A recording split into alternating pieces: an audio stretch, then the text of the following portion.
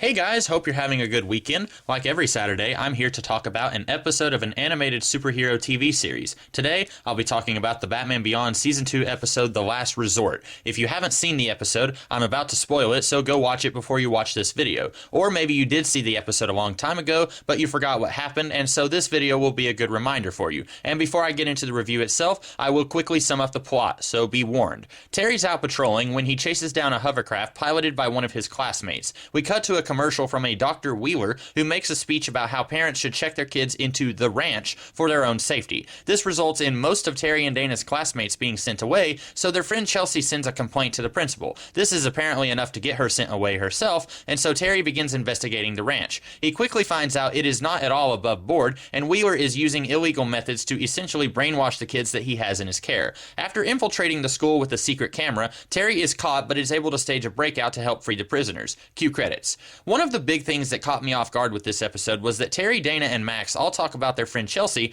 as if she's a well-behaved Betty Veronica type, which nearly made my jaw hit the floor. I'm not going to say that Chelsea was the worst student at Hamilton Hill High, but she definitely wasn't the angel that these three are making her out to be. Maybe it's just my faulty reading of the character, but I always got the sense that she was sort of the bad girl of the school. If you remember when Spellbinder hypnotized her into stealing some of her father's rare treasure, the way Terry reacted to this made me think that she was always up to no good, even if it wasn't as extreme as stealing her dad's stuff. Again, maybe it's just me misinterpreting the situation, but I don't think so. An episode with a premise like this is a great time to bring back some old faces that we haven't seen in a long time. This series has something of a bad habit of introducing a character as if they've been around from the start, and then never using said character again. Think of Jackie from Earthmover, or Sean in this episode. This would have been a cool place to see the return of Donnie from the episode Hooked Up, or one of the sports kids from The Winning Edge. Heck, I know we see Howard Groot again in the Egg Baby episode, but maybe after he spent his parents' money buying a robot girlfriend and then he burned down their house, I think he would have been a no-brainer for this episode. This isn't a deal breaker or anything, but there are times when you can use continuity to your advantage and it won't be a hindrance to the people who haven't seen the previous episodes, and this would have been exactly the right time to do that. Speaking of things I wish this episode had done differently, this would have been a really great chance to once again see Terry win without using the Batsuit. We saw this in Lost Soul, but it's something we could stand to see at least once more, especially since Terry spends so much of the episode out of the suit.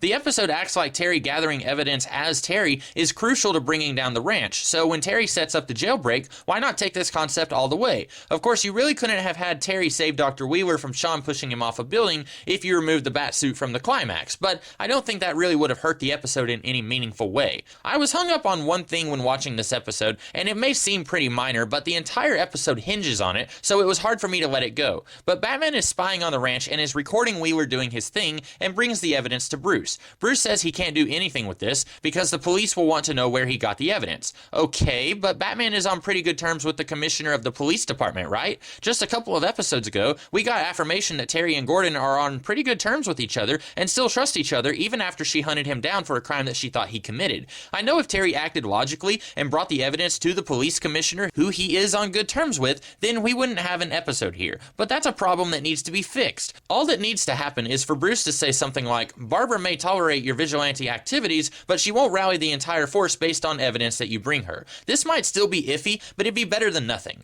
Some episodes in this series have had some glaring problems, but despite this, I still enjoyed those episodes. In this case, we have some glaring problems, and while I don't think this episode is awful, the problems are more problematic for me than they usually are in other episodes. And I'm not really sure why, but again, this isn't an awful episode. Unfortunately, I would say it falls somewhere on the lower side of mediocre. So those are my thoughts here. What did you guys think of this episode? And what did you think of my video? If you liked it, be sure to like, share, comment, and subscribe. And if you did like it, then you'll be happy to know that next weekend I'll be talking about an episode of Batman the Animated Series, and the weekend after that, I'll be talking about another episode of Batman Beyond. So be sure to check those out. And I also do other videos throughout the week, so check those out as well. In the meantime, I'll see you guys next week. Have a good one.